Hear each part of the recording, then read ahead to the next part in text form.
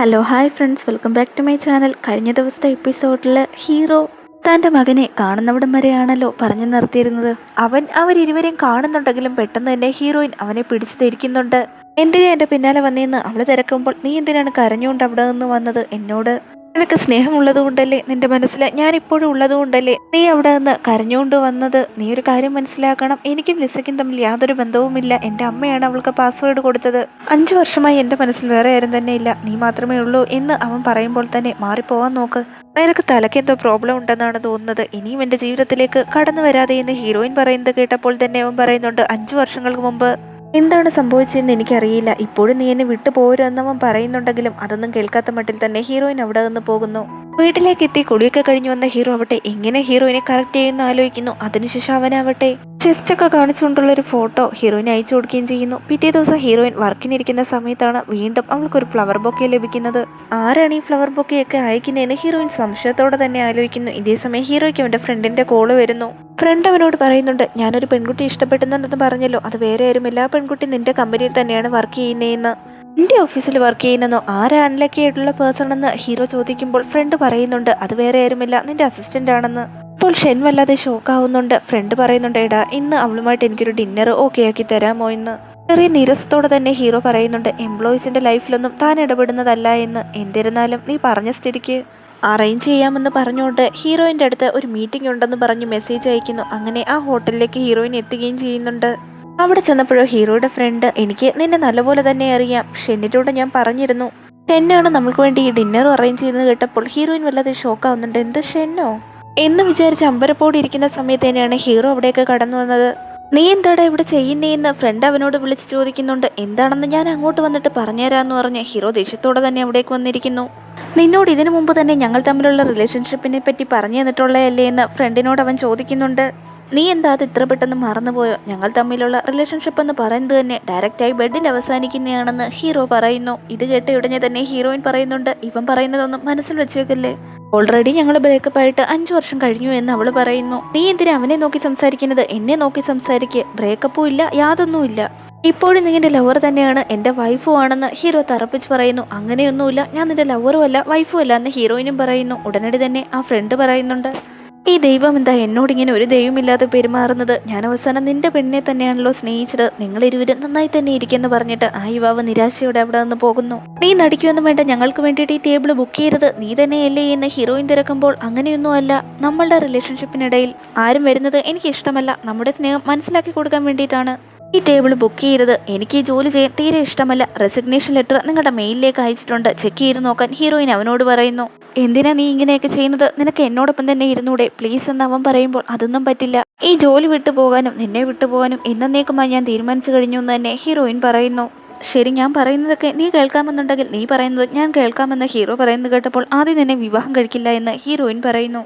അതെനിക്ക് നേരത്തെ തന്നെ അറിയാമല്ലോ എന്ന് അവൻ തിരിച്ചും ചോദിക്കുന്നുണ്ട്. അതുമാത്രമല്ല, നമ്മൾക്കിടയിൽ ഫിസിക്കൽ കോണ്ടാക്ട് ഒന്നും ഉണ്ടാവാനും പാടില്ല.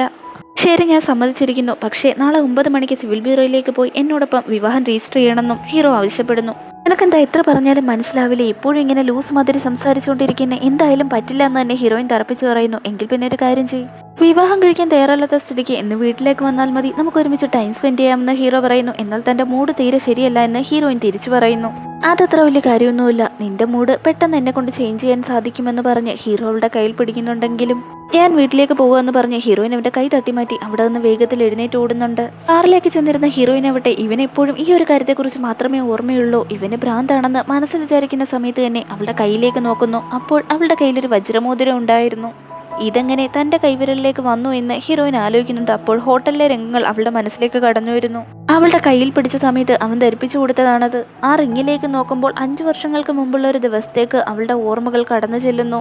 ഹീറോയിനും പ്രണയിച്ചുകൊണ്ടിരുന്നപ്പോൾ ഹീറോ വാങ്ങിയതാണ് റിങ്. വിവാഹത്തിൻ്റെന്ന് അവളുടെ കൈവിരലിലേക്ക് ധരിപ്പിക്കാൻ വേണ്ടിയാണ് ഹീറോ അത് വാങ്ങിയത്. ഇരുവരും ആ മോതിരങ്ങളൊക്കെ കണ്ട് സന്തോഷപ്പെടുന്നു. തന്നെ അത്രത്തോളം സ്നേഹിച്ചത് കൊണ്ടാവാൻ ഇത്രയും നാളും അവൻ ആ മോതിരം കാത്തു സൂക്ഷിച്ചു വെച്ചിരുന്നത്.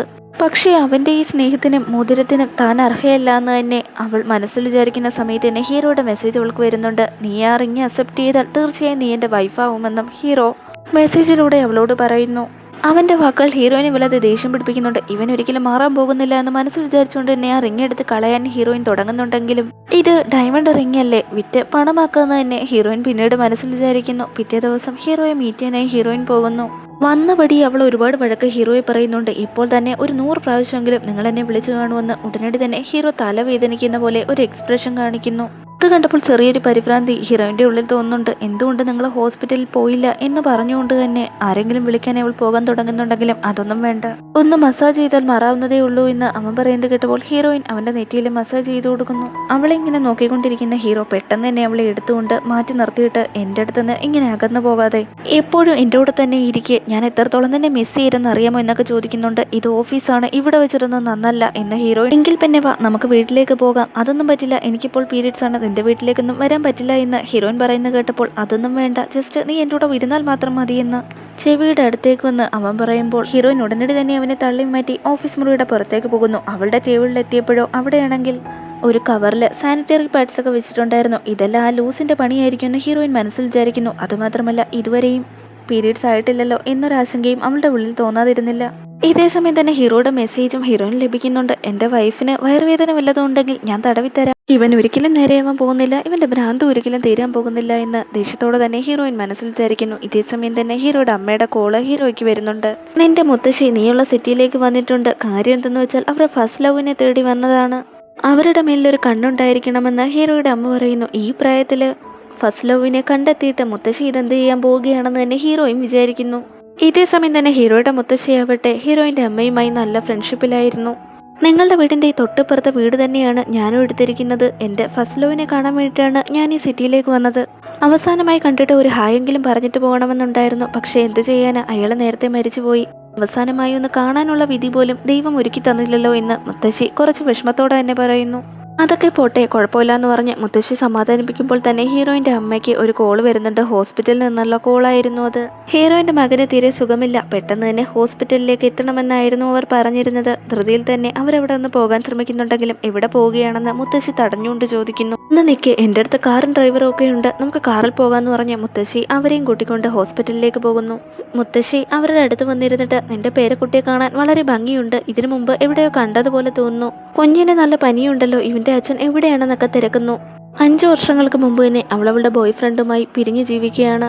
ആ ഒരു ടൈമിൽ തന്നെയാണ് എൻ്റെ ട്രീറ്റ്മെൻ്റ് ഒക്കെ കഴിഞ്ഞ് ഈ നാട്ടിലേക്ക് കുഞ്ഞുമായി ഞങ്ങൾ എത്തുന്നത്. അവൾക്കിപ്പോൾ ഈ ലോകത്ത് ഞാൻ മാത്രമേ ഉള്ളൂ, ഞാനും കൂടി മരണപ്പെട്ടു കഴിഞ്ഞാൽ പിന്നീട് ആരും തന്നെ ഇല്ല എന്ന് അമ്മ വിഷമത്തോടെ പറയുന്നത് കേട്ടപ്പോൾ മുത്തശ്ശിക്ക് വല്ലാതെ വിഷമം തോന്നുന്നുണ്ട് ഹീറോയിൻ്റെ അവസ്ഥയെ ഓർത്തിട്ട്. അതുമാത്രമല്ല ഈ കുട്ടിയെ കാണാൻ വളരെ ഭംഗിയുണ്ട്, അപ്പോൾ നിങ്ങളുടെ മകളും നല്ല ഭംഗിയായിരിക്കുമല്ലോ കാണാനെന്നൊക്കെ മുത്തശ്ശി തിരക്കുമ്പോൾ അതേ എന്ന് അമ്മ പറയുന്നു. അങ്ങനെ അവർ സംസാരിച്ചുകൊണ്ടിരിക്കുമ്പോഴാണ് ഹീറോയിൻ ടെസ്റ്റ് റിസൾട്ടുമായി വരികയും അമ്മയും കുഞ്ഞിനെയും കൂട്ടി അവിടെ നിന്ന് പോവുകയും ചെയ്യുന്നുണ്ട്. മുത്തശ്ശി ഉടനടി തന്നെ ഹീറോയെ വിളിക്കുന്നുണ്ട്. എന്താടാ, ഞങ്ങളൊന്നും അറിയാതെ ഈ സിറ്റിയിൽ നിനക്കൊരു കുഞ്ഞുണ്ടോ എന്ന് അവർ തിരക്കുന്നു. മുത്തശ്ശി എന്തൊക്കെയായി വിളിച്ചു പറയുന്നതെന്ന് അവൻ ചോദിക്കുമ്പോൾ അതേടാ, നിന്നെ പോലെ തന്നെ ഒരു കുഞ്ഞിനെ ഞാനിവിടെ കണ്ടു എന്ന് അവർ പറയുന്നു. ചിലപ്പോൾ അച്ഛൻ്റെ അഫെയറിലുള്ള വല്ല കുട്ടിയുമായിരിക്കും എന്ന് ഹീറോ പറയുന്നുണ്ട്. ഉടനടി തന്നെ വായടക്കിട, നിന്റെ അച്ഛൻ അത്രക്കാരനൊന്നുമില്ല, അതുമല്ല അവൻ ഒരുപാട് വയസ്സായില്ലേ, നിന്റെ കുട്ടിയാണോ എന്നുള്ള ഡൗട്ട് ഉള്ളതുകൊണ്ട് ചോദിച്ചതാണെന്ന് പറയുമ്പോൾ അതൊന്നുമില്ല മുത്തശ്ശി, അങ്ങനെയൊന്നുമില്ല. ഉറങ്ങിക്കിടന്നവനെ എഴുന്നേൽപ്പിച്ചിട്ട് കുട്ടിയുണ്ടോയെന്ന് ചോദിക്കുന്നു. ഒരു കുട്ടിക്ക് വേണ്ടി ഞാനിവിടെ പോയി എന്ന് മനസ്സിൽ വിചാരിച്ചുകൊണ്ട് തന്നെ ഹീറോ ഇവിടെ കിടന്നുറങ്ങുന്നു. പിറ്റേ ദിവസം ഹീറോയുടെ ഓഫീസിൽ ഒരു മീറ്റിംഗ് നടക്കുകയായിരുന്നു. എല്ലാവരും എഴുന്നേറ്റ് പോകാൻ തുടങ്ങുന്നുണ്ട്, ഹീറോയിൻ ഉൾപ്പെടെ. എന്നാൽ ഹീറോയിനോട് അവിടെ ഇരിക്കാനായി ഹീറോ ആവശ്യപ്പെടുന്നു. എല്ലാവരും പോയതിനു ശേഷം പുറത്തേതെങ്കിലും പയ്യനുമായി നീ ചുറ്റി നടക്കുകയാണെന്നോ ഹീറോ അവളുടെ ചോദിക്കുന്നുണ്ട്. അതെ, ഞാൻ ചുറ്റിക്കൊണ്ടിരിക്കുകയാണ്, നിങ്ങളെ ചതിച്ചുകൊണ്ടിരിക്കുകയാണ്, എൻ്റെ ജീവിതത്തിൽ നിന്ന് ഒഴിഞ്ഞു പോകുന്ന ഹീറോയിൻ പറയുന്നു. നീ എന്നെ ചീറ്റ് ചെയ്യാണെന്ന് പറഞ്ഞതിൻ്റെ അർത്ഥം നീ എന്നെ ഹസ്ബൻഡായി കണ്ടുവെന്ന് തന്നെയല്ലേ, എനിക്കിതിലൊന്നും യാതൊരു വിശ്വാസമില്ല എന്ന് പറഞ്ഞ് ഹീറോയിനെ കിസ് ചെയ്യാൻ പോകുന്നു. മാറിപ്പോകുന്നു പറഞ്ഞ് ഹീറോയിൻ അവനെ തള്ളി മാറ്റുന്നുണ്ട്. 5 വർഷങ്ങൾ കൊണ്ട് നിനക്ക് തരാൻ സാധിക്കാത്തതൊക്കെ ഇപ്പോൾ തന്നു തീർക്കാമെന്ന് പറഞ്ഞ് ഹീറോ അവളുടെ അടുത്തേക്ക് വരുന്നുണ്ടെങ്കിലും ഹീറോയിൻ കാലുകൊണ്ടൊരു ചവിട്ട് കൊടുത്തിട്ട് അവിടെ നിന്ന് പോകാൻ തുടങ്ങുന്നുണ്ടെങ്കിലും നീ എന്നിൽ നിന്ന് എന്തെങ്കിലും മറക്കുന്നുണ്ടോ? 5 വർഷങ്ങൾക്ക് മുമ്പ് ഞാനറിയാതെ എൻ്റെ മകന് നീ ജന്മം നൽകിയോ എന്ന് ഹീറോ അവളുടെ ചോദിക്കുന്നു. പെട്ടെന്ന് തന്നെ ഹീറോയിൻ ഷോക്കാവുന്നുണ്ടെങ്കിലും സംയമനം പാലിച്ച് 5 വർഷം നീ എന്നോടൊപ്പം ഇല്ലായിരുന്നു, പിന്നെങ്ങനെയാ കുട്ടിയുണ്ടാവുന്നേ, പോടാ മെന്റൽ എന്ന് തന്നെ ഹീറോയിൻ പറഞ്ഞിട്ട് അവിടെ നിന്ന് പോകാൻ തുടങ്ങുന്നു. ഉടനടി തന്നെ ഹീറോ പറയുന്നുണ്ട്, ഫ്യൂച്ചറിലും നീ ജന്മം നൽകാൻ പോകുന്ന കുട്ടികളുടെ അച്ഛൻ താൻ തന്നെയായിരിക്കുമെന്ന്, അത് ഫ്യൂച്ചറിലെ കാര്യമല്ലേ എന്ന് പരിഹാസ രൂപേണ പറഞ്ഞിട്ട് ഹീറോയിൻ അവിടെ നിന്ന് പുറത്തേക്ക് ഇറങ്ങുന്നു. അപ്പോഴാണ് അവൾക്ക് ശരിക്കും ജീവൻ വേണ്ടത് തന്നെ. അവൻ്റെ പെട്ടെന്നുള്ള ആ ചോദ്യത്തിൽ ഹീറോയിൻ വല്ലാതെ നടുങ്ങിപ്പോയിരുന്നു. ഉള്ളിൽ നല്ലപോലെ ഭയം തട്ടിയതുകൊണ്ട് പിന്നീട് അവിടെ നിൽക്കാൻ ഹീറോയിന് തോന്നിയില്ല. അവൾ പെട്ടെന്ന് തന്നെ വീട്ടിലേക്ക് തിരിക്കുകയും ചെയ്തു. ഇതേസമയം ഹീറോയുടെ മുത്തശ്ശിയാവട്ടെ ഹീറോയിന്റെ വീട്ടില് അവളുടെ അമ്മയുമായി സംസാരിച്ചുകൊണ്ടിരിക്കുകയായിരുന്നു. മുത്തശ്ശി കുട്ടിയെ നോക്കിക്കൊണ്ട് പറയുന്നുണ്ട്, ഇവന്റെ മുഖം കാണുമ്പോൾ അവന്റെ അച്ഛനെ കൊല്ലാനുള്ള കലിയാണ് തോന്നുന്നതെന്ന്. അപ്പോഴവളുടെ അമ്മ പറയുന്നുണ്ട്, ജിങ്ഷിയും അവളുടെ ബോയ് ഫ്രണ്ടും ലവ് ചെയ്തുകൊണ്ടിരുന്ന ടൈമിൽ തന്നെ അവളുടെ ബോയ് ഫ്രണ്ട് അവളെ ചീറ്റ് ചെയ്യുകയായിരുന്നു. ബ്രേക്കപ്പ് ചെയ്തതിന് ശേഷമാണ് അവൾ പ്രഗ്നന്റ് ആണെന്നുള്ള വിവരം അറിയുകയും ആ ടൈമിലാണ് അവളുടെ അച്ഛൻ മരിച്ചു പോവുകയും ചെയ്തത്. പിന്നീട് എനിക്കും തീരെ വയ്യാതെ കിടപ്പിലായി. അന്ന് കുട്ടിയെ അബോർട്ട് ചെയ്യാനാണ് തീരുമാനിച്ചിരുന്നതെന്നും പക്ഷേ അതിന് സാധിച്ചില്ല എന്നും അവളുടെ അമ്മ പറയുന്നത് കേട്ടപ്പോൾ എല്ലാം ദൈവം കണ്ടുകൊണ്ടിരിക്കുകയല്ലേ, സംഭവിച്ചതെല്ലാം നല്ലതിന് മാത്രമായിരിക്കും, സമാധാനപ്പെടുന്നു പറഞ്ഞ് അവരെ ആശ്വസിപ്പിക്കുന്നു. പിന്നീട് നമ്മുടെ ഹീറോയെയാണ് കാണിക്കുന്നത്. ഓഫീസ് ഫയലൊക്കെ നോക്കിക്കൊണ്ടിരിക്കുമ്പോൾ മുത്തശ്ശി അവനെ വീഡിയോ കോൾ വിളിക്കുന്നു. അതോടൊപ്പം തന്നെ ഹീറോയിന്റെ അമ്മയെ തന്റെ ഫ്രണ്ടാണെന്ന് പറഞ്ഞ് പരിചയപ്പെടുത്തുകയും ചെയ്യുന്നു. മുത്തശ്ശി ആവട്ടെ ഇത് തന്റെ ചെറുമകനാണെന്ന് പറഞ്ഞ് ഹീറോയിന്റെ അമ്മയ്ക്ക് അവനെ ഇൻട്രൊഡ്യൂസ് ചെയ്ത് കൊടുക്കുന്നുണ്ട്. സംസാരിച്ച് കോളൊക്കെ വെച്ചതിന് ശേഷമാണ് ഹീറോയിൻ വീട്ടിലേക്ക് മടങ്ങിയെത്തുന്നത്. അമ്മയെ കണ്ടതും ആ കൊച്ചുകുട്ടിയാവട്ടെ തന്നോടൊപ്പം ഇരുന്ന് കളിക്കാനായി അമ്മയെ വിളിക്കുന്നുണ്ട്. പക്ഷേ താൻ വളരെ ടയേർഡാണെന്നും കുറച്ച് ഉറങ്ങിയതിന് ശേഷം കളിക്കാമെന്ന് പറഞ്ഞ് ഹീറോയിൻ അവിടെ നിന്ന് എഴുന്നേൽക്കാൻ ശ്രമിക്കുന്നുണ്ടെങ്കിലും ഞാനും അമ്മയോടൊപ്പം ഉറങ്ങാൻ വരികയാണെന്ന് പറഞ്ഞ് ആ കൊച്ചുകുട്ടിയും ഹീറോയിനോടൊപ്പം അകത്തേക്ക് പോകുന്നു. മുത്തശ്ശി ഹീറോയിൻ്റെ അമ്മയെടുത്ത് പറയുന്നുണ്ട്, ജിങ്ഷി വളരെ ചെറുപ്പമല്ലേ, ഇനിയും എത്ര നാളിങ്ങനെ തനിച്ച് ജീവിക്കും, നിങ്ങൾക്കൊക്കെ സമ്മതമാണെന്നുണ്ടെങ്കിൽ എൻ്റെ കയ്യിൽ പറ്റിയ ഒരാളുണ്ടെന്ന് മുത്തശ്ശി പറയുന്നു. അവൾക്ക് ഇത്രയും വലിയൊരു കുട്ടിയുള്ളപ്പോൾ ആരാണ് അവളെ വിവാഹം കഴിക്കുക? അതുമാത്രമല്ല വിവാഹമെന്ന് കേൾക്കുമ്പോഴേ അവൾക്ക് ദേഷ്യമാണ്. അതൊന്നും കുഴപ്പമില്ല, നിങ്ങൾ അവളെ പറഞ്ഞ് മനസ്സിലാക്കിയാൽ മതിയാവും. എൻ്റെ പക്കല് നല്ലൊരാളുണ്ട്, അത് അവളെ പറഞ്ഞ് എങ്ങനെയും സമ്മതിപ്പിക്കുക, അതിനുശേഷം ഞാൻ ആ വ്യക്തിയെ ഇൻട്രൊഡ്യൂസ് ചെയ്യാമെന്ന് മുത്തശ്ശി പറയുന്നു. ഇത് കേട്ടപ്പോൾ ഹീറോയിൻ്റെ അമ്മയും അതിന് ഓക്കെ പറയുന്നുണ്ട്. പിന്നീട് മുത്തശ്ശിയാവട്ടെ ഹീറോയെ വിളിച്ചിട്ട് അവൻ്റെ കസിൻ്റെ നമ്പർ തിരക്കുന്നുണ്ട്. മുത്തശ്ശി ഇപ്പോൾ അവൻ്റെ നമ്പർ എന്തിനാണെന്ന് ഹീറോ തിരക്കുന്നു. അത് പിന്നെ അവന് വേണ്ടിയിട്ട് ഒരു പെണ്ണ് കണ്ടുവച്ചിട്ടുണ്ട്. ഇത് കേട്ടപ്പോൾ തന്നെ ഹീറോ പറയുന്നുണ്ട്, അവൻ ഓൾറെഡി ഡിവോഴ്സ് ആയല്ലോ, കൂടെ ഇപ്പോൾ മറ്റൊരു പെൺകുട്ടിയും ഉണ്ട്. ഈ ഒരു നിലയിലുള്ളവനാണോ പെണ്ണാലോചിക്കുന്നതെന്ന് അവൻ ചോദിക്കുമ്പോൾ അത് അവന് പറ്റിയ ഒരു തരത്തിലെ പെൺകുട്ടിയെ തന്നെയാണ് ഞാൻ കണ്ടുവച്ചിരിക്കുന്നത്. ഈ പെൺകുട്ടിക്കും ഒരു കുട്ടിയുണ്ട്, അത് അവളുടെ ബോയ് ഫ്രണ്ടിന്റെ കുട്ടിയാണ്. അവരിരുവരും ഒരേ സിറ്റുവേഷനിലുള്ളവരാണല്ലോ. എന്തായാലും വിവാഹം നടത്തിയാൽ നന്നായിരിക്കുമെന്ന് തന്നെ മുത്തശ്ശി പറയുന്നത് കേട്ടപ്പോൾ ശരി ഞാൻ ഫോൺ നമ്പർ അയച്ചേക്കാന്ന് പറഞ്ഞ് അവൻ കോള് കട്ട് ചെയ്യുന്നു. ഇതേ സമയം തന്നെ ഓഫീസ് റൂമിലേക്ക് ഹീറോയിൻ കയറി വരുന്നുണ്ട്. നൈറ്റ് പാർട്ടിയിലേക്ക് ധരിക്കാനുള്ള ഡ്രസ്സുമായി വന്നിരിക്കുകയാണെന്ന് പറഞ്ഞ് ഹീറോയിൻ ഡ്രസ്സ് ടേബിളിന്റെ പുറത്തേക്ക് വെക്കുന്നുണ്ട്. എൻ്റെ വൈഫിൻ്റെ സെലക്ഷൻ വളരെ നല്ലതാണ്, ഈ ഒരു കാര്യത്തിൽ എന്നെ കടത്തിവെട്ടാൻ ആരും തന്നെ ഇല്ല എന്ന് അവൻ പറയുന്നു. അവൻ പറഞ്ഞതൊന്നും കേൾക്കാത്ത മട്ടിൽ തന്നെ മറ്റൊന്നുമില്ലെങ്കിൽ ഞാൻ പോവുകയാണെന്ന് പറഞ്ഞ് ഹീറോയിൻ ഇവിടെ നിന്ന് പോകാൻ തിരിയുന്നുണ്ട്. ഇന്ന് എൻ്റെ കൂടെ പാർട്ടിയിൽ പങ്കെടുക്കാൻ എനിക്കൊരു പേരനെ വേണം, ഒരു കാര്യം ചെയ്യും, നീ എന്നോടൊപ്പം എൻ്റെ പേരായി വന്നാൽ മതി എന്ന് പറയുന്നു. അതൊന്നും പറ്റില്ല എന്ന് പറഞ്ഞ് അവൾ അവിടെ നിന്ന് പോകാൻ തുടങ്ങുന്നുണ്ടെങ്കിലും ഒന്ന് നിൽക്ക്, നീയാണ് എപ്പോഴും എനിക്ക് സ്യൂട്ടബിളും മാച്ചിങ്ങും ആയിട്ടുള്ള പേര്, മറ്റാർക്കും ആ ഒരു സ്ഥാനം വഹിക്കാൻ കഴിയില്ല. നിനക്ക് വേണ്ടിയിട്ട് ഡ്രസ്സ് വരെ വാങ്ങി വെച്ചിട്ടുണ്ടെന്ന് പറഞ്ഞ് ഡ്രസ്സിന്റെ ബോക്സും അവളുടെ കയ്യിലേക്ക് കൊടുക്കുന്നു. പിന്നീട് പാർട്ടി നടക്കുന്ന സ്ഥലമാണ് കാണിക്കുന്നത്.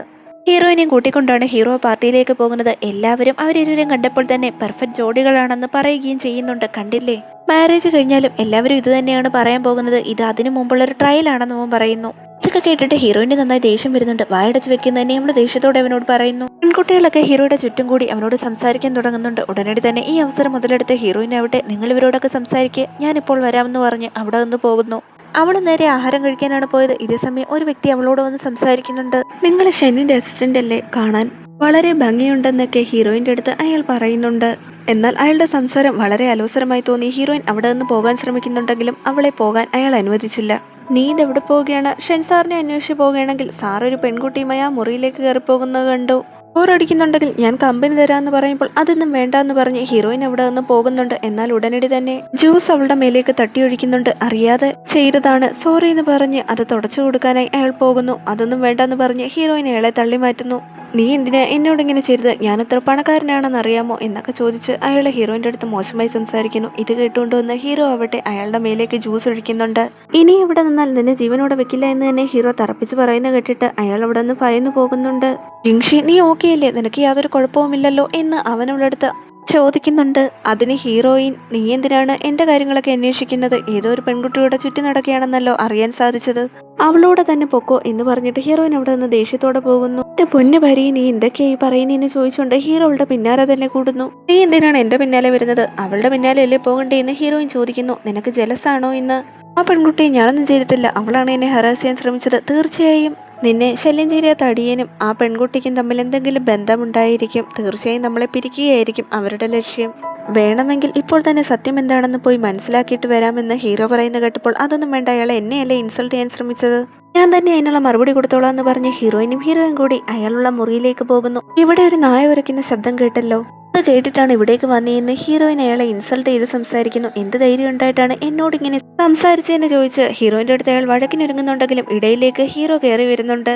വെറും ഒരു അസിസ്റ്റന്റിന് വേണ്ടിയിട്ടാണോ നിങ്ങൾ എന്നോട് പ്രശ്നത്തിന് വരുന്നത്? അങ്ങനെയാണെങ്കിൽ നമ്മുടെ ബിസിനസിന്റെ കാര്യമൊക്കെ എന്താവും? എന്റെ ബിസിനസ്സിൽ നിങ്ങളുടെ കോർപ്പറേഷനൊക്കെ ക്യാൻസൽ ആക്കാനാണ് തീരുമാനമെങ്കിൽ നിങ്ങളെ ഞാൻ ജയിലിലേക്ക് അയക്കുമെന്ന് തന്നെ അയാൾ പറയുന്നു. എന്നെ കൊണ്ട് എന്തെങ്കിലും ചെയ്യാൻ പറ്റുമെങ്കിൽ ചെയ്യെന്ന് പറഞ്ഞ് അയാളെ നന്നായി പെരുമാറിയിട്ട് തന്നെയാണ് ഹീറോയിനെയും കൂട്ടി അവിടെ നിന്ന് പോകുന്നത്. ജിൻഷി ആവട്ടെ അവനെ മൈൻഡ് പോലും ചെയ്യാതെ മുൻപോട്ട് നടക്കുന്ന കണ്ടിട്ട് ഹീറോ ആവട്ടെ അവളെ പിടിച്ച് കാറിലേക്ക് കയറ്റുന്നു. അവളൊന്നും മിണ്ടാതിരിക്കുന്നത് കണ്ടിട്ട് തന്നെ ഹീറോ ചോദിക്കുന്നുണ്ട്, നീ എന്നോട് ഇപ്പോഴും ദേഷ്യത്തിലാണോ? ഇയാൾ പറഞ്ഞു തോർത്തൊന്നും നീ വിഷമിക്കേണ്ട കാര്യമില്ല. അവരൊക്കെ നമ്മളെ പിരിക്കാൻ വേണ്ടിയിട്ടാണ് ശ്രമിച്ചത്. എനിക്കറിയാം ഞാൻ നിന്റെ അടുത്തുനിന്ന് ഒരു കാരണവശാലും മാറാൻ പാടില്ലായിരുന്നു. അതുകൊണ്ടാണ് ഇങ്ങനെയൊക്കെ സംഭവിച്ചത്.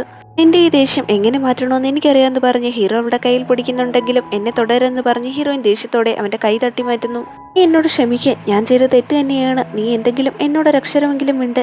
രണ്ടടി അടിച്ചാലും കുഴപ്പമില്ല, പക്ഷെ ഇങ്ങനെ മിണ്ടാതെ മാത്രം ഇരിക്കരുതെന്ന് ഹീറോ അവളുടെ അടുത്ത് പറയുന്നു. നീ ഇങ്ങനെ ലൂസ് മാതിരി സംസാരിക്കായിരിക്കും. അയാൾ പറഞ്ഞത് കേട്ടില്ലേ? ഈ ഒരു കാരണത്താൽ ബിസിനസ്സിന് എന്തെങ്കിലും കുഴപ്പമുണ്ടായാൽ അയാൾ നിന്നെ ജയിലിലാക്കുമെന്ന്.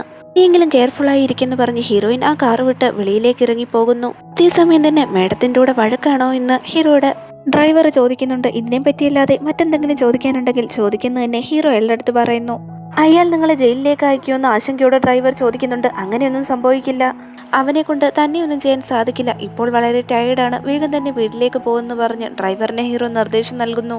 പിന്നീട് ജയിലിലായിരിക്കുന്ന ഹീറോയെ കാണാൻ വേണ്ടിയിട്ട് ഹീറോയിനും മകനും വരുന്നുണ്ട്.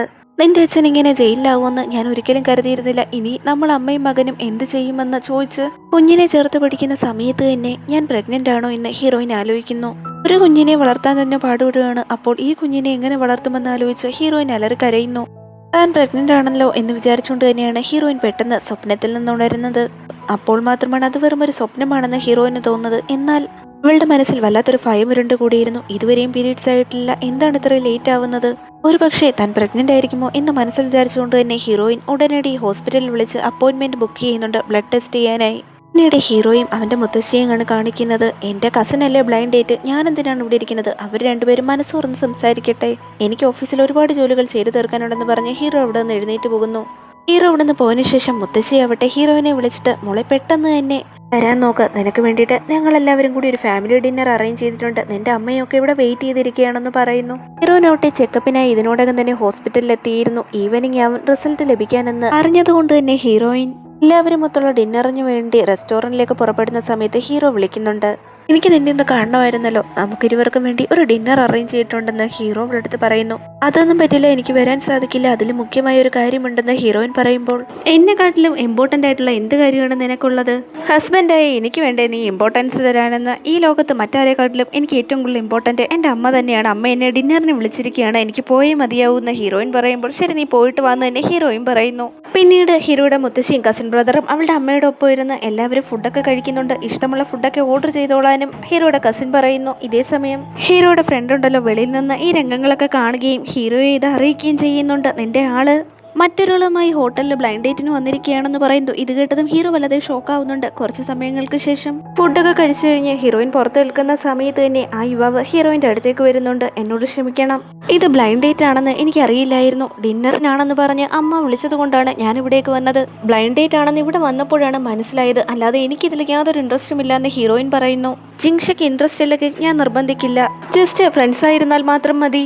അവളും അതിന് സമ്മതം അറിയിച്ച് കാറിലേക്ക് കയറുന്ന സമയത്ത് തന്നെയാണ് ഹീറോ അവിടേക്ക് വരുന്നത്. ദേഷ്യത്തോടെ തന്നെ എന്നോടൊരു വാക്ക് പോലും പറയാതെ നീ ബ്ലൈൻഡ് ഡേറ്റിന് വന്നിരിക്കുകയാണോ എന്ന് അവൻ ചോദിക്കുന്നുണ്ട്. ഇത് ബ്ലൈൻഡ് ഡേറ്റ് ആണെന്ന് ഇവിടെ വന്നപ്പോൾ മാത്രമാണ് ഞാനും അറിയുന്നത്, അമ്മ അറേഞ്ച് ചെയ്തതാണ് എന്നും പറഞ്ഞ് ഹീറോയിൻ കാറിലേക്ക് കയറുന്നുണ്ട്. ഹീറോയിൻ പിന്നാലെ കാറിലേക്ക് കയറിയിരുന്നിട്ട്, ആരോട് ചോദിച്ചിട്ടാണ് നീ ബ്ലൈൻഡ് ഡേറ്റിന് പോയത്? ഹസ്ബൻഡായ ഞാനിവിടെ ജീവനോടുള്ളപ്പോൾ ബ്ലൈൻഡ് ഡേറ്റിന് പോകേണ്ട ആവശ്യം എന്തായിരുന്നു? അതല്ല ഞാൻ പറഞ്ഞത്, അമ്മയാണ് ഇതൊക്കെ അറേഞ്ച് ചെയ്തത്. ആ പയ്യനോട് ഇൻട്രസ്റ്റ് ഇല്ലാന്ന് ഞാൻ പറഞ്ഞിട്ടുണ്ട്. നീ ഒരു കാര്യം മനസ്സിലാക്കണം, ഞാനുള്ളപ്പോൾ മറ്റൊരു പയ്യനോടൊപ്പം നിന്നെ കാണുന്നത് എനിക്ക് സഹിക്കാനാവുന്നതല്ല. 5 വർഷങ്ങൾക്കിപ്പുറം ഞാൻ നിന്നെ തേടിക്കൊണ്ടിരിക്കുകയായിരുന്നു. അവസാനം ഇത്രയും കഷ്ടപ്പെട്ട് കണ്ടെത്തിയിട്ട് മറ്റൊരു യുവാവുമായി നീ ബ്ലൈൻഡ് ഡേറ്റിന് പോയെന്നറിഞ്ഞാൽ എനിക്കതങ്ങനെ സഹിക്കാനാവുമെന്ന് പറഞ്ഞുകൊണ്ട് തന്നെ ഹീറോ അവളെ കിസ് ചെയ്യുന്നു. അതിനുശേഷം കണ്ണാടിയൊക്കെ മാറ്റി കണ്ണുനീരവൻ തുടയ്ക്കുന്നുണ്ട്. 5 വർഷമായി ശരിക്കും ഇവൻ എന്നെ തന്നെ തേടിക്കൊണ്ടിരിക്കുകയാണോ എന്ന് ഹീറോയിൻ മനസ്സിൽ വിചാരിച്ചുകൊണ്ട് എന്തിനാ കരയുന്നേന്ന് അവനോട് തിരക്കുന്നു. ആരാ പറഞ്ഞത് ഞാൻ കരഞ്ഞേന്ന്? എനിക്ക് ചെറുതായിട്ട് ജലസ തോന്നിയതേ ഉള്ളൂ. അതിന് ഹീറോയിൻ, നീ ഇങ്ങനെ ദേഷ്യപ്പെടേണ്ട കാര്യമൊന്നുമില്ല. എന്തുകൊണ്ട് എനിക്ക് ദേഷ്യപ്പെട്ടൂടാ? മറ്റൊരു യുവാവുമായി ബ്ലൈൻഡ് ഡേറ്റിന് പോയെന്ന് കേട്ടപ്പോൾ എനിക്ക് ഇത്രമാത്രം ജലസിയാ തോന്നിയെന്നറിയാമോ എന്നവൻ ചോദിക്കുന്നു. ശരി ശരി, നീ ഇങ്ങനെ ദേഷ്യപ്പെടാതിരിക്കെ. എന്നെ സമാധാനപ്പെടുത്താൻ എന്താണ് ചെയ്യേണ്ടതെന്ന് നിനക്ക് നന്നായി അറിയാമല്ലോ എന്ന് അവൻ ചോദിക്കുമ്പോൾ അതൊന്നും പറ്റില്ല, കാറിൽ നിന്ന് ഇറങ്ങിപ്പോവാൻ നോക്കുന്ന ഹീറോയിൻ അവനോട് പറയുന്നു. പിറ്റേ ദിവസം ഓഫീസിൽ അവൾ വർക്ക് ചെയ്തുകൊണ്ടിരിക്കുന്ന സമയത്ത് ഹീറോയുടെ ഫ്രണ്ട് വന്ന് അവളെ വായി നോക്കി നിൽക്കുന്ന കണ്ടിട്ട്, നീ എന്തിനാ എൻ്റെ വൈഫിനെ ഇവിടെ വന്ന് നോക്കുന്നത്? നീ ഏത് സമയവും അവളുടെ പിന്നാലെ തന്നെ നടക്കുകയാണല്ലോ. അവൾ എവിടെ പോകുന്നു, എന്ത് ചെയ്യുന്നെന്നൊക്കെ നീ അറിയുന്നുണ്ടല്ലോ. ഇനി ഇവിടെ നിന്നാൽ ഞാൻ എന്ത് ചെയ്യുമെന്ന് എനിക്ക് തന്നെ അറിയില്ല. മര്യാദയ്ക്ക് പോയി നിന്റെ ജോലികൾ നോക്കെന്ന് പറഞ്ഞ് ഹീറോ അവനെ വിരട്ടി എവിടെ നിന്ന് പറഞ്ഞു വിടുന്നു. എല്ലാവരുടെയും കണ്ണ് തന്റെ വൈഫിന്റെ മേലിലാണ്. ഏത് വിധേനയും അവളെ സ്വന്തമാക്കണമെന്ന് തന്നെ ഹീറോ മനസ്സിലുറപ്പിക്കുന്നു. അന്ന് നൈറ്റ് ഹീറോയ്ക്ക് ഉറങ്ങാൻ സാധിച്ചതേയില്ല. അങ്ങനെ ജിങ്ഷിയെ വിളിച്ചിട്ട് ഹീറോ ആവട്ടെ, നാളെ നമ്മൾ ഇരുവരും ഒരു ബിസിനസ് ട്രിപ്പ് പോവുകയാണ്, അവളുടെ ലഗേജൊക്കെ പാക്ക് ചെയ്ത് റെഡിയായിരിക്കണമെന്ന് പറയുന്നു. ഹീറോയിനും അതിന് ഓക്കെ പറയുന്നുണ്ട്. പിറ്റേ ദിവസം ഹീറോയുടെ കാറിലേക്ക് അവൾ വന്ന് കയറുമ്പോൾ, നമ്മൾ ഇരുവരും മാത്രമാണോ ബിസിനസ് ട്രിപ്പ് പോണേ എന്ന് അവൾ തിരക്കുന്നുണ്ട്. അതേ എന്ന് ഹീറോ മറുപടിയും പറയുന്നു.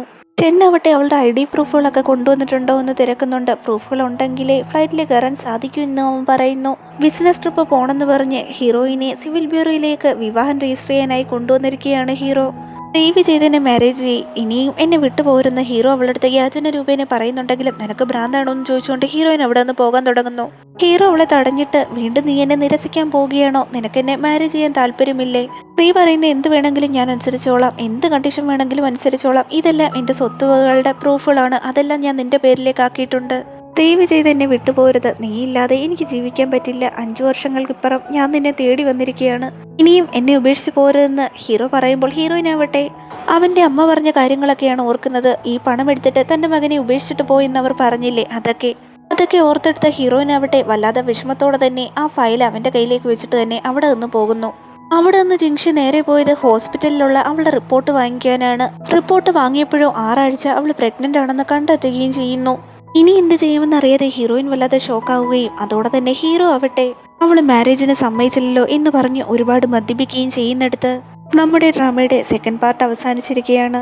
ഓൾറെഡി ഒരു കുട്ടിയെ വളർത്താൻ ഹീറോയിൻ വളരെയധികം കഷ്ടപ്പാട് പെടുന്നുണ്ട്. അപ്പോഴാണ് രണ്ടാമത് പ്രഗ്നന്റ് ആയിരിക്കുന്നത്. ഈ വിവരം ഹീറോയോട് അവൾ തുറന്നു പറയൂ ഇല്ലയോ, ഇനി അവൾ എന്ത് ഡിസിഷൻ എടുക്കും എന്നുള്ളതൊക്കെ നെക്സ്റ്റ് പാർട്ടിലൂടെ നമുക്കറിയാം. ഡ്രാമയിൽ കുറച്ച് കൂട്ടുകാർ എന്നോട് പേര് പറയാൻ ആവശ്യപ്പെട്ടിട്ടുണ്ടായിരുന്നു. ഹായ് റിസ്വാന, ഹിബ, ദിയ, മെറിൻ, ഷഹ, ഷഫാല, ലൈല, ആദിയ, അനു, പൊന്നു, അൻഷ. നിങ്ങൾക്കെല്ലാവർക്കും സുഖമാണെന്ന് വിശ്വസിക്കുന്നു. തീർച്ചയായും ഡ്രാമ കണ്ടാൽ കമന്റ് ചെയ്യുക. നിങ്ങളുടെ എല്ലാം കമന്റ്സിന് ഒരുപാട് നന്ദി. ഈ സപ്പോർട്ട് എന്നും കാണുമെന്ന് വിശ്വസിക്കുന്നു. തീർച്ചയായും ഡ്രാമ കണ്ടാൽ ലൈക്ക് ചെയ്യാനും ഷെയർ ചെയ്യാനും സബ്സ്ക്രൈബ് ചെയ്യാനും കമന്റ് ചെയ്യാനും ഹൈപ്പ് ഓപ്ഷൻ കൊടുക്കാനും മറക്കണ്ട. എക്സ്പ്ലനേഷൻ എങ്ങനെയുണ്ടെന്ന് മറക്കാതെ തന്നെ കമന്റ് ചെയ്യുക. നെക്സ്റ്റ് പാർട്ടുമായി ഉടനടി തന്നെ കാണാം. വീണ്ടും കാണും വരെ ബൈ ബൈ.